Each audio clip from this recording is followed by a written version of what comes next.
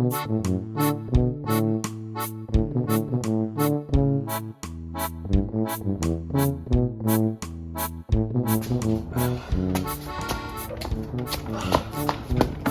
Dad, are you gonna test the rest of those Christmas lights before we hook them all up?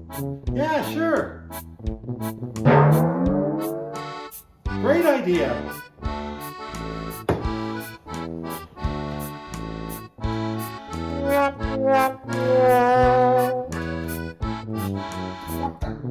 Oh, come on!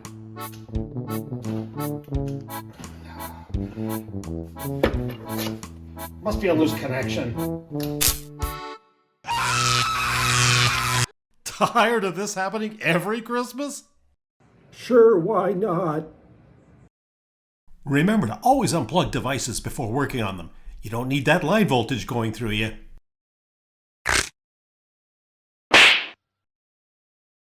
Okay, we plugged it in. No light, obviously. But wait, we can see something inside.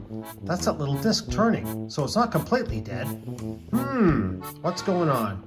A motor, but no lights, so we better crack it open. And to do that, you'll need a torque wrench, a T10 size, because they use those little 6-star screws in here to hold it together.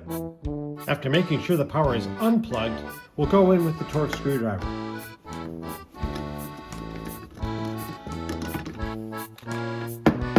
Okay, and the whole top just comes right off with this nice little seal on there to keep it waterproof. So what's in here? With the power back on, we can clearly see the disc is spinning, but we're not getting any lights from the LEDs underneath. That's gotta be where the problem is. I know some people say not to take the disc off. It's too much trouble and hard to put back on, but I disagree. You need to take it off to get full access to the lights underneath.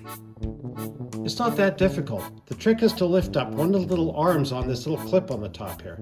Once you do that, you should get it loose enough that you can basically pry it up and lift it off. Just don't lose it.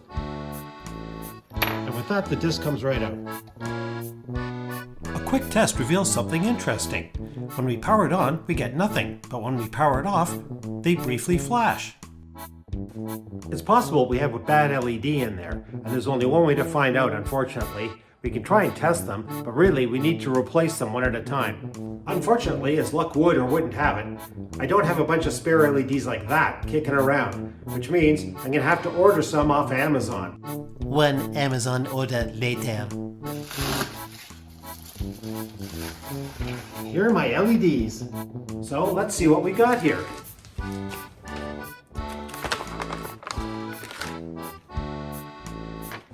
It's a curious little collection of 25. Each LED is on its own little printed circuit board, but that shouldn't be a problem. Hopefully we won't have any trouble just unsoldering one so we can move it onto the light. First thing we need to do is break one of them off.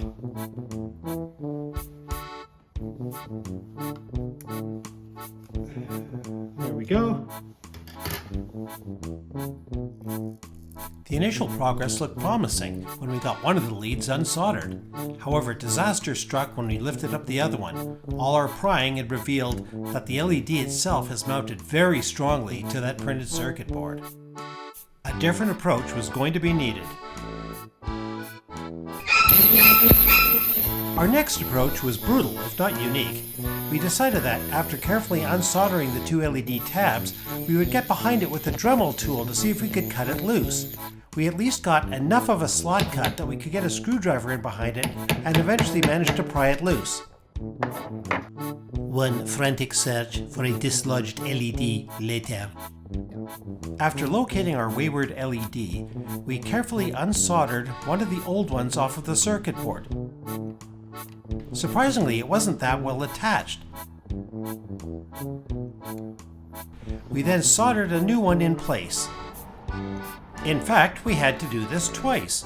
The first LED didn't seem to take care of things, but the second LED was the fix.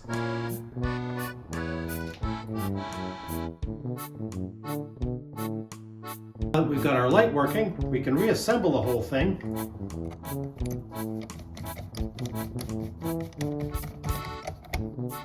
And then last we put that little disc back on with the little clip.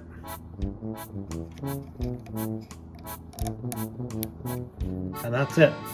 And lastly we put the little top back on.